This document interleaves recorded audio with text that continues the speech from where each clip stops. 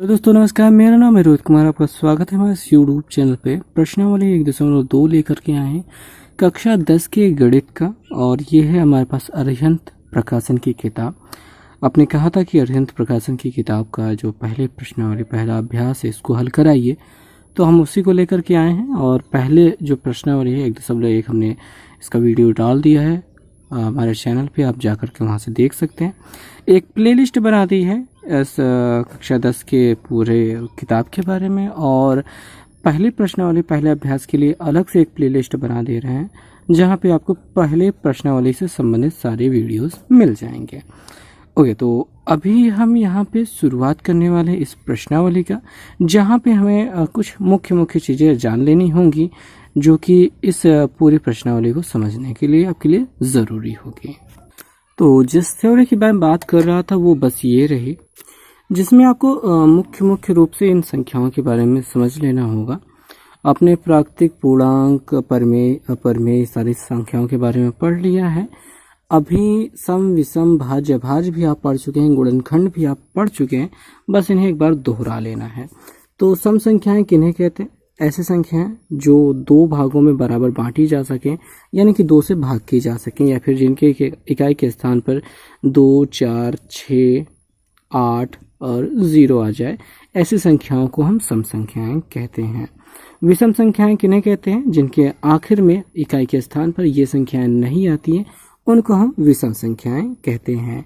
या फिर हम ये कह सकते हैं कि जिनको दो भागों में बराबर बांटा नहीं जा सकता है, उनको हम विषम संख्याएं कहते हैं। जैसे कि यहाँ पे आ जाएगा 3, 5 और 7, 9, 11, 1, ये सब के सब विषम हो जाएंगे। अब मैं बात कर लेता हूँ भाज्य संख्या की। तो वे संख्याएं जिन्हें, ठीक है, देखिए अभाज्य संख्याओं को पहले हम समझना चाहेंगे भाई। भाज्य संख्याएं, अभाज्य संख्याओं को आप समझ लेंगे तो भाज्य संख्या उसका उल्टा हो जाएंगी। तो अभाज्य संख्या की परिभाषा ज़्यादा ठीक पड़ेगी। तो भाई एक व स्वयं, ठीक है, स्वयं, एक व स्वयं, इन दो चीज़ों की बात कर लेते हैं। कोई भी संख्या एक से कट जाए और स्वयं से कट जाए, इसके अतिरिक्त किसी और से ना कटे, उन्हें कहा जाएगा अभाज्य संख्याएं। जैसे 3 होती है, 3 से कटेगी, 1 से कटेगी, बट इसके अलावा और किसी से नहीं कटेगी, दैट्स कॉल्ड अभाज्य संख्या। यही अभाज्य संख्याएं कहलाएंगी। और भाज्य संख्याएं एक और स्वयं के साथ तो कटेंगे ही, साथ में किसी अन्य संख्या के साथ भी कट जाएं तो वो भाज्य संख्याएं कहलाएंगी। तो ये बात समझ में आ गई। अब जो गुणनखंड है, गुणनखंड क्या है कि किसी भी संख्या को उसका गुणा के रूप में खंड करके लिखना, ये गुणनखंड कहलाता है। मुख्य तौर पे ये अब आप पढ़ते हैं उसको अभाज्य गुणनखंड। अभाज्य गुणनखंड आप पढ़ते हैं।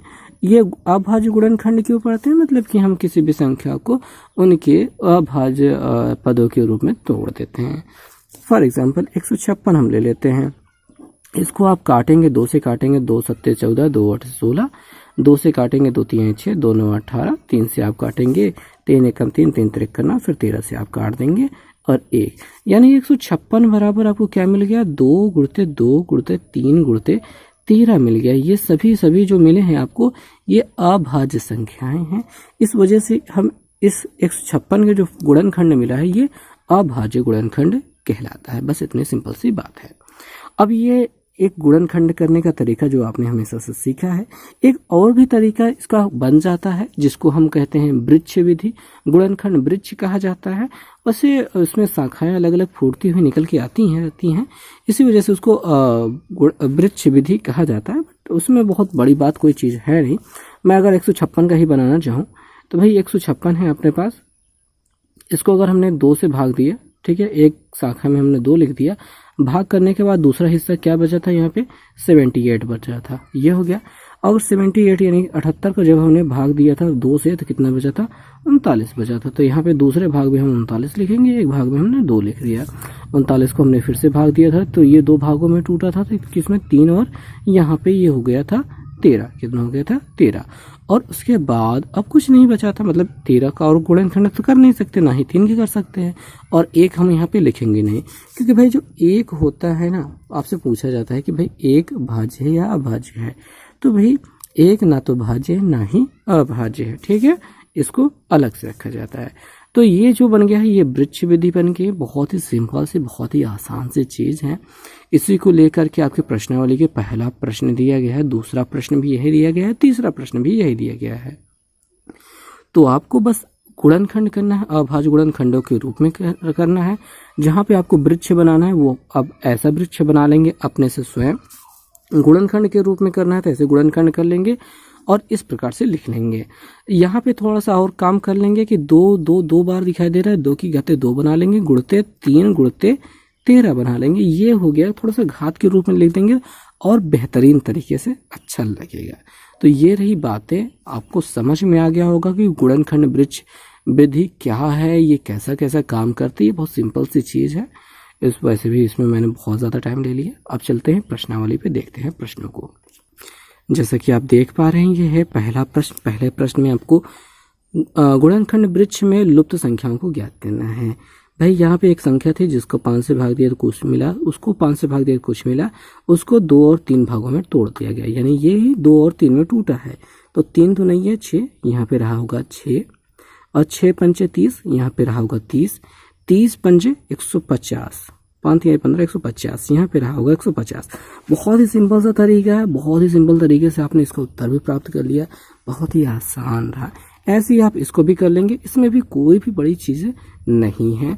अगर हम नीचे वाले की बात कर लें तो भाई यहाँ पे थोड़ा सा z या फिर यहाँ पे xy दिखाई दे रहा है, कोई बड़ी बात नहीं है। इसका 2 भागों में हिस्सा कितना बन गया, 7 और z बने। 7 और z का गुणा 371 है, 7 से हम इसको भाग कर देंगे, z की वैल्यू मिल जाएगी। बहुत ही सिंपल सा तरीका है। एंड इन दोनों का गिनतियों को गुणा करके y मिल जाएगा और y और 2 का गुणा करके x मिल जाएगा। हमको बस मल्टीप्लिकेशन करना है, बहुत ही सिंपल सा काम। जो हमने यहाँ पे किया था वही काम इसमें भी करना है। आगे अगर हम बात करेंगे दूसरे में, तो गुणनखंड वृक्ष का प्रयोग करके संख्याओं को गुणनखंड ज्ञात कीजिए।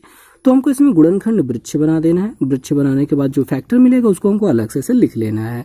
तो वृक्ष बनाने का तरीका मैंने आपको समझा दिया है, बिल्कुल वैसा ही करना है, बस कर देना है। निम्नलिखित संख्याओं के अभाज्य गुणनखंडों को गुणनफल के रूप में लिखिए।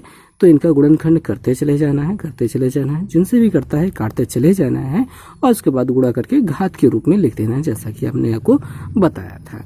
अब मैं आपको बताने के लिए ये सबसे छोटी संख्या मतलब 945 जो है, इसको हल करके मैं आपको दिखाऊंगा। तो अगर हम यहाँ पे 945 का फैक्टर करना, गुणनखंड करना शुरू करेंगे तो हम ऐसा लिख लेंगे और यहाँ पे हम किससे काटेंगे, ये 3 से कट जाएगा। ठीक है, 3 से कट जाएगा। 3 से कटने का नियम आपको मालूम है कि संख्याओं का योगफल अगर 3 से कट जाता है तो संख्या 3 से कट जाएगी। जैसे कि इनका जोड़ने पर ये 4 5 9 9 9 18, 18 3 से कटता है, इसी जैसे ये 3 से कटेगा। तो 3 3 का 9, 3 एकम 3, 3 5 15, 3 से काटेंगे 3 एकम 3 0, 3 5 15, 3 से काटेंगे 3 3 का 9 और 3 5 15। फिर यहाँ पे 5 से कटेगा, 5 7 35 और 7 से काटेंगे 1, यानी कि 945 बराबर हमको क्या मिल गया है। यहाँ पे 3 मिला है, कितनी बार, 3 बार, तो 3 की घाते 3 डायरेक्ट लिखते हैं, 5 लिखते हैं, फिर 7 लिखते हैं, यही हमारा आंसर हो जाएगा। बस इतना सा काम हमको लिख देना है। सो आई थिंक कि आप सभी का कर पाएंगे बहुत ही आसान तरीके से, बहुत ही आसान इसका आंसर भी रहा है। सो अब चलते हैं नेक्स्ट क्वेश्चन पे हम। तो अब जो प्रश्न हमारे सामने है वो संख्या है 4। कहा गया है कि व्याख्या कीजिए कि संख्याएं अभाज्य हैं या भाज्य।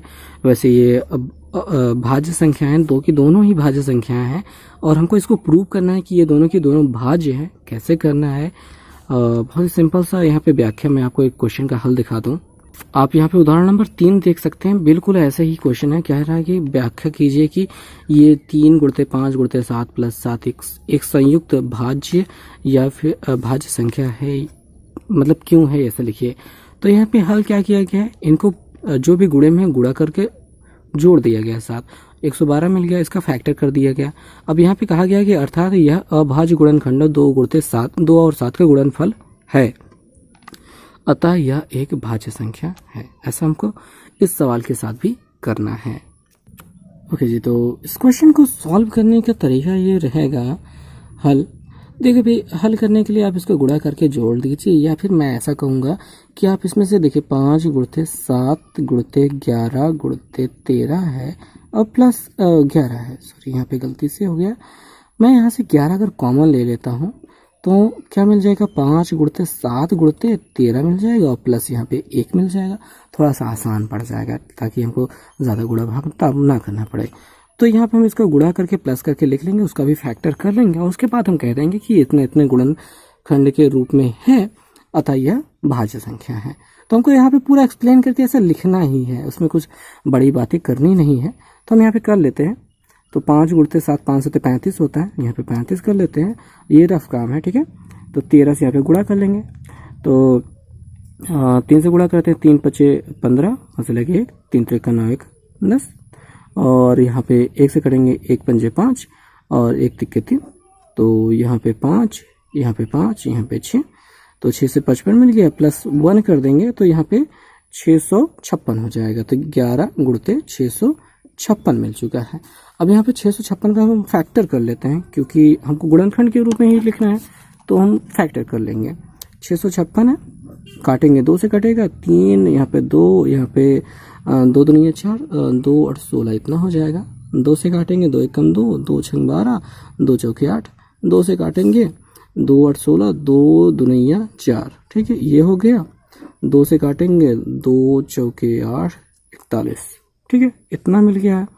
और यहाँ पे ये 3 से नहीं कटेगा, नहीं कटेगा, 41 तो अभाज्य संख्या है।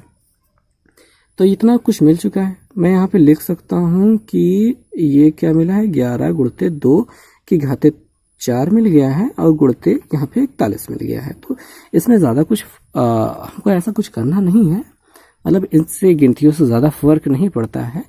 हमें बस फर्क इतना पड़ता है कि ये गुणे के रूप में मिल चुका है, ठीक है। यहाँ पे लिखेंगे अर्थात यह, ठीक है, अभाज्य संख्याओं 2,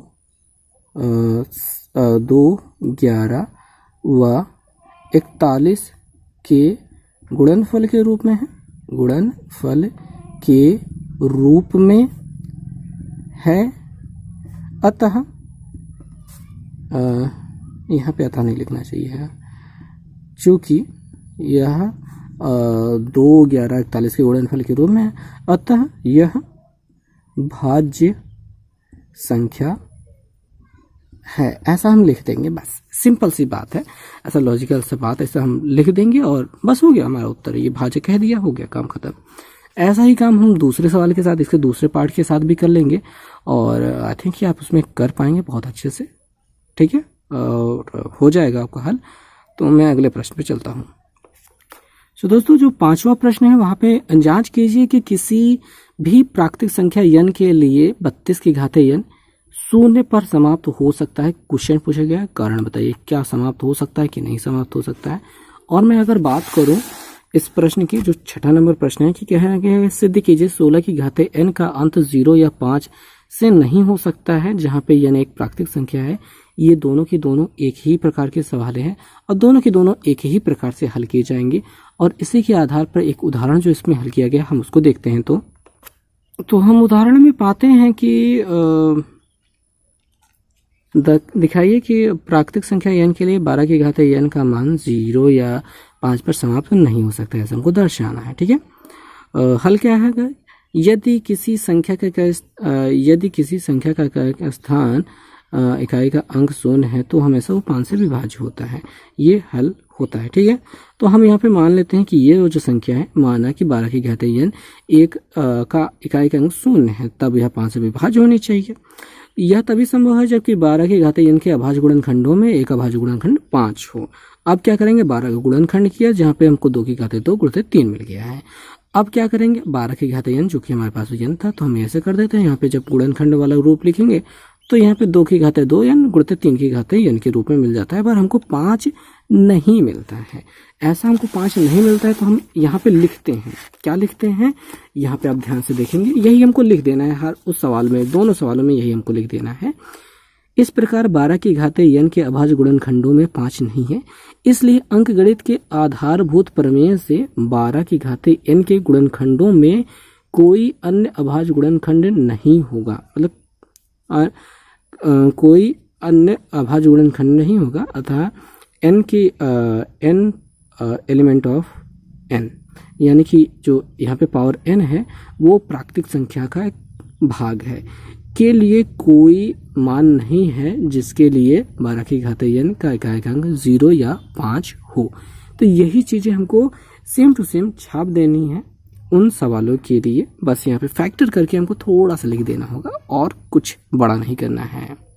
तो दोस्तों अगर मैं 32 की घाते n के बारे में बात करूँगा तो यहाँ पे हमको वही राग लाते हुए मतलब उसी सुर में हमको यही लिखना है कि माना कि 32 की घाती n का जो इकाई का अंक है वो 0 है, तब ये 5 से विभाज्य अवश्य होगा। तो हम यहाँ पे क्या करेंगे, 32 का फैक्टर कर लेंगे। 32 मिलता है क्या, 2 गुणते 2 गुणते 2 गुणते 2 गुणते 2 मिल जाएगा। 2 दूनी 4, 2 नहीं 8, 2 नहीं 16, 2 नहीं 32 मिल गया। यानी कि आप कह सकते हैं 2 की घाते 5। यहाँ पे गुणनखंड में आप 5 नहीं देख पा रहे हैं, ये 5 मत कहिए क्योंकि भाई ये गुणनखंड में 5 है, घाते 5 है, गुणनखंड नहीं है ये, ठीक है। अब यहाँ पे हम क्या कर देंगे, 32 की घाते n इजगल टू 2 की घाते 5 है, उसकी घाते n बन जा रहा है तो 2 की घाते 5 n हो जा रहा है। अब यहाँ पे हम गुणनखंड में 5 को नहीं देख पा रहे हैं तो बस उसी प्रकार से लिखेंगे। इस प्रकार 32 की घाते n के अभाज्य गुणनखंड में 5 नहीं है, इसलिए अंकगणित के आधारभूत प्रमेय के से 32 के घाते n के गुणनखंड में और कोई अभाज्य गुणनखंड नहीं होगा। भाई जितना हो सकता है इतना हो चुका, इससे ज़्यादा इसमें नहीं होने वाला है, ठीक है। अतः ठीक है, n element of capital N के लिए का कोई मान नहीं है जिसके लिए 32 की घाती n 0 या 5 पे समाप्त हो। 0 या 5, यहाँ पे आपसे 0 के बारे में केवल पूछ रहा है तो आप यहाँ पे 0 पे समाप्त हो लिख देंगे। अगर 0 या 5 के बारे में पूछ रहा है तो 0 या 5 पे समाप्त हो, ऐसा हम लिख देंगे। बस सिंपल से बात है, ऐसा लिख देंगे और कुछ भी यहाँ पे हमको बड़ा नहीं करना है। बस बहुत ही सिंपल आसान तरीका रहेगा इसको हल करने का। और अगर आप जानना ही चाहेंगे कि ऐसा क्यों होता है तो हम यहाँ पे अलग अलग मान रख कर दिखा सकते हैं आपको। जैसे कि 32 की घात अगर हम 1 रखेंगे तो 32 ही मिलेगा, और अगर हम 32 की घाते 2 रखेंगे तो भाई इकाई के स्थान वाला पहले गुणा होता है, 2 दुनिया मतलब 32 गुणते 32 करोगे 2 दुनिया 4 मिलेगा, इकाई के स्थान पे 4 आ जाएगा। मतलब कुछ और गुणा कराओगे तो कुछ और मिलेगा, मतलब आगे तो गिनतियाँ बहुत सारी मिलेंगी लेकिन इकाई के स्थान पे हमेशा 4 ही रहेगा। और अगर आप करोगे क्या कि 32 की घाते 3 करोगे, ठीक है, तो 32 यानी कि 2 को 3 बार गुणा कराओगे, यानी कि 2 बार गुणा करा दो तो 4 मिल गया, फिर 4 तो नहीं है 8 मिल जाएगा, 8 मिल जाएगा, इससे ज़्यादा कुछ नहीं होने वाला है।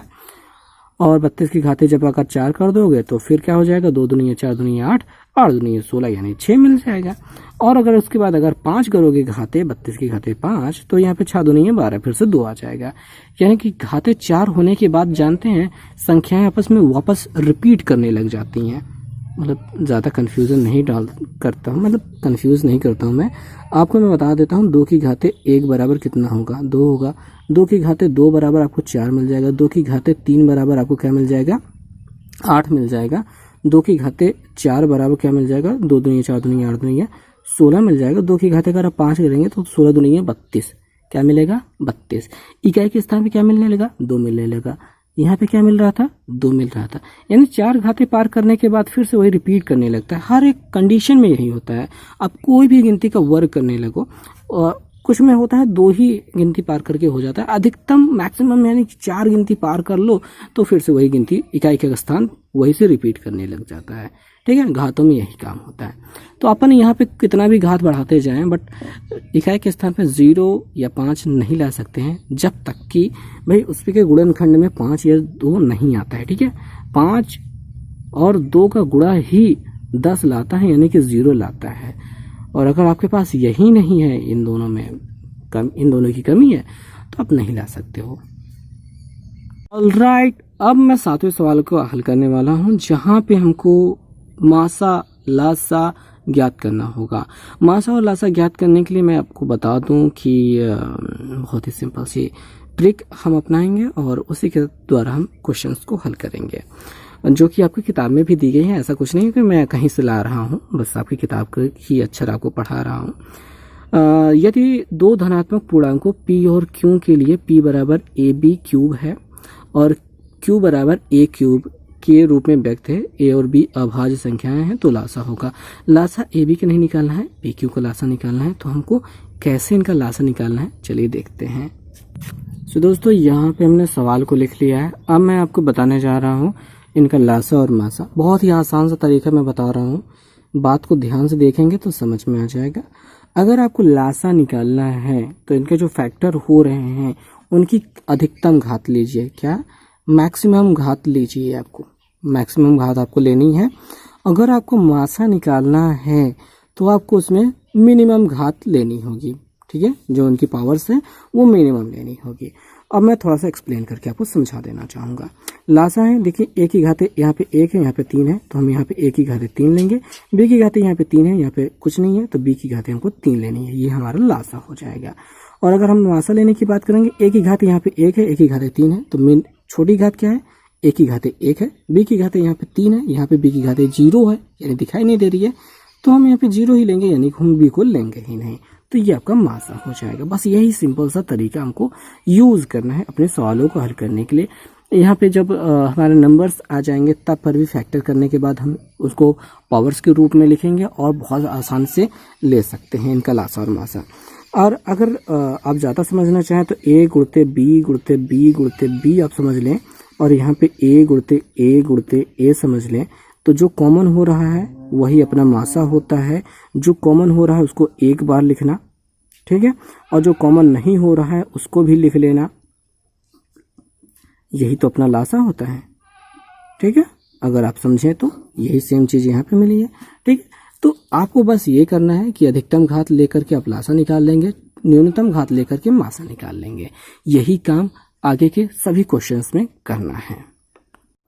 तो अब अगर हम 8वें सवाल से शुरू करें भाई, यहाँ पे अभाज्य गुणनखंड विधि द्वारा इनका मासा ज्ञात करना है। 9वीं सवाल को देखें, गुणनखंड वृक्ष का प्रयोग करके गुणनखंड कीजिए और मासा और लासा ज्ञात कीजिए। बहुत ही बेहुदा सी बात हो गई भाई।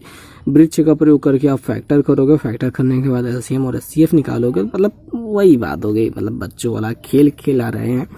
और 10वीं सवाल में अभाज्य गुणनखंड का प्रयोग करके आप इनका मासा और लासा ज्ञात कीजिए। दोनों ही स्थितियों में, तीनों ही स्थितियों में आपको बहुत ही सिंपल सा काम यही होने वाला है कि आप घातों के रूप में चेंज कर लेंगे। लासा निकालना है तो मैक्सिमम घात ले लेंगे, मासा निकालना है तो मिनिमम घात ले लेंगे। बस यही सिंपल सा काम कर लेना है आपको।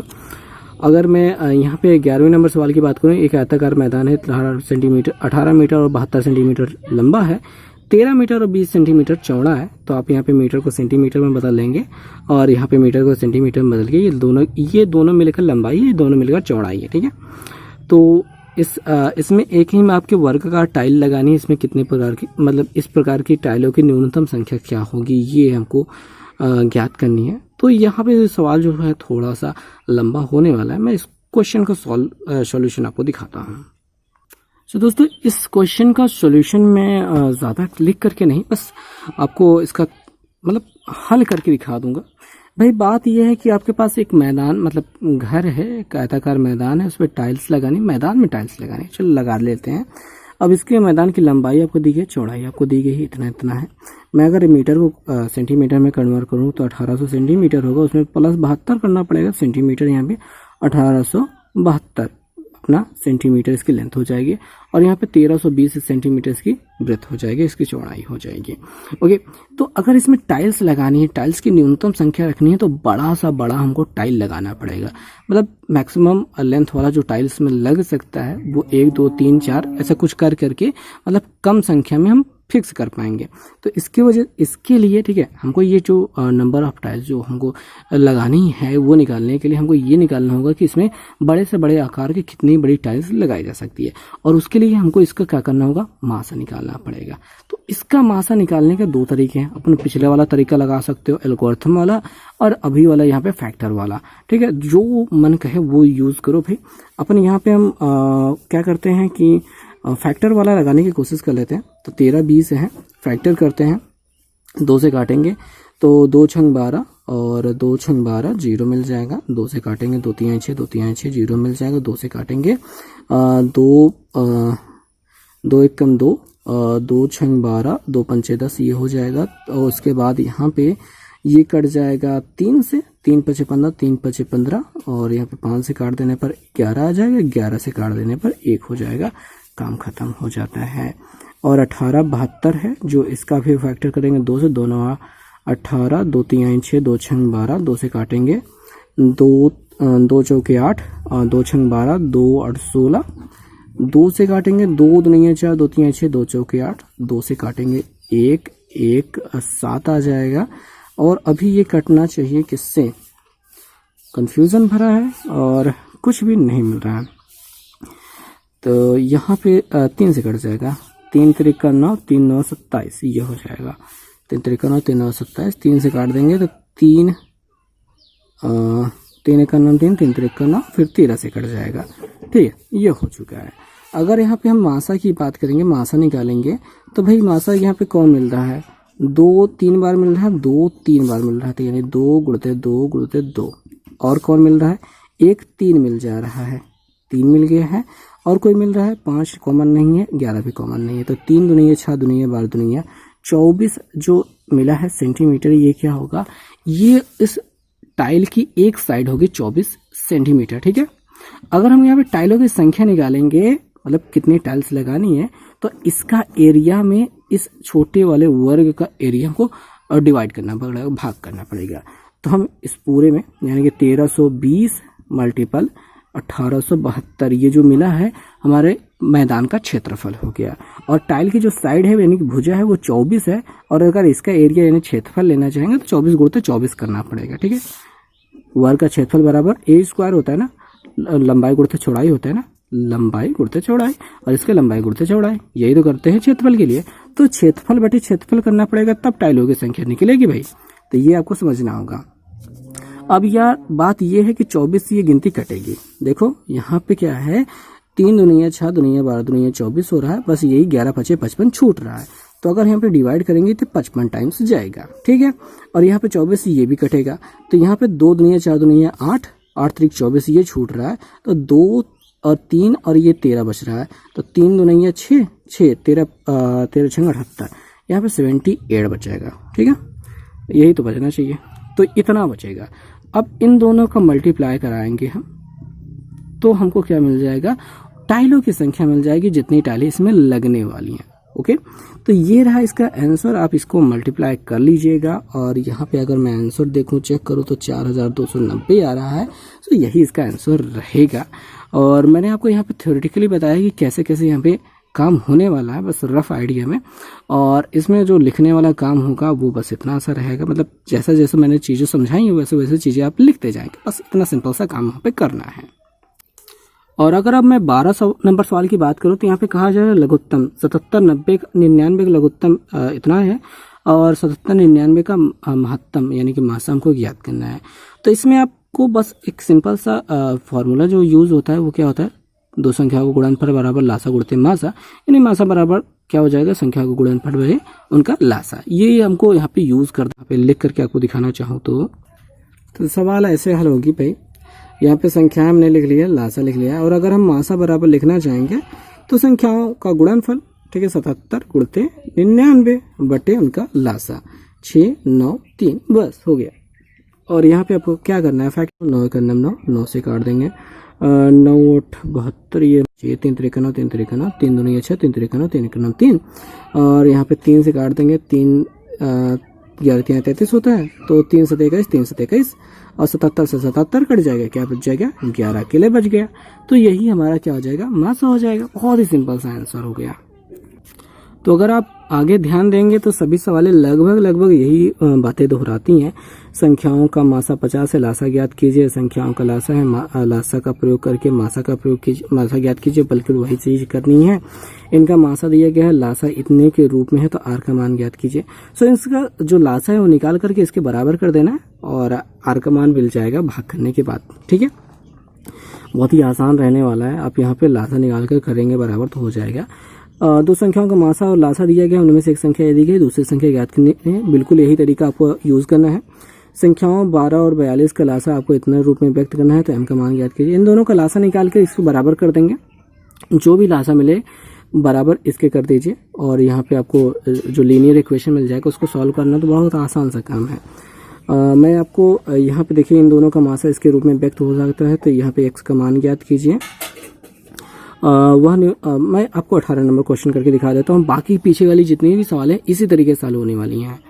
ठीक है, अब 18 नंबर सवाल देखिए, इसका और इसका मासा इसके रूप में व्यक्त हो सकता है। तो दोस्तों क्या कहा गया था कि 210 और 55 का मासा 210 गुणते 5 माइनस 55 यक्स के रूप में व्यक्त किया जा सकता है। तो यक्स का मान ज्ञात कीजिए। इन दोनों का हम मासा ज्ञात करेंगे। मासा ज्ञात करने के लिए इसका फैक्टर करेंगे। तो भाई मैं रफ काम कर रहा हूँ भाई, 5 से काटेंगे 11 मिल जाएगा, 11 से काटेंगे 1 मिल जाएगा, बस इतना सा मिल गया है। इसको 5 से काटेंगे तो क्या मिल जाएगा, 5 चौक 20 और 5 दूनी 10, बस यही तो मिलेगा।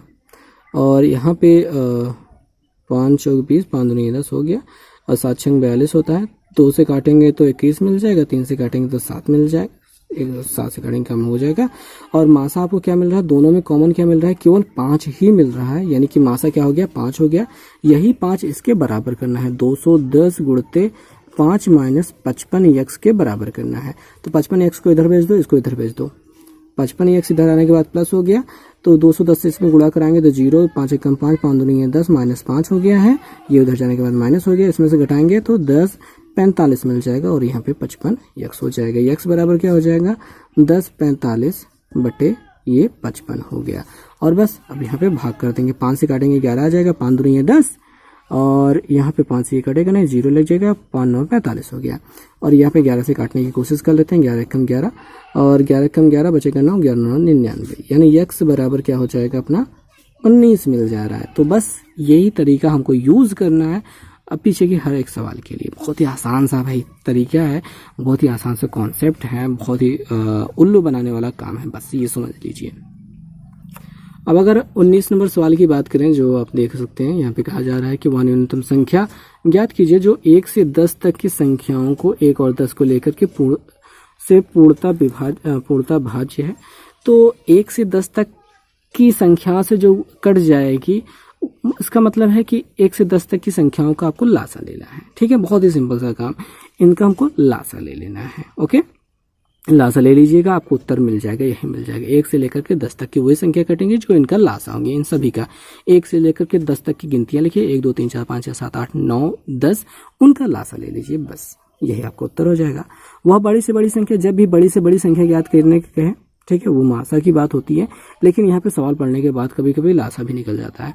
जिससे वह बड़ी से बड़ी संख्या ज्ञात कीजिए जिससे 31 और 99 से भाग करने पर शेषफल 5 और 8 प्राप्त होता है।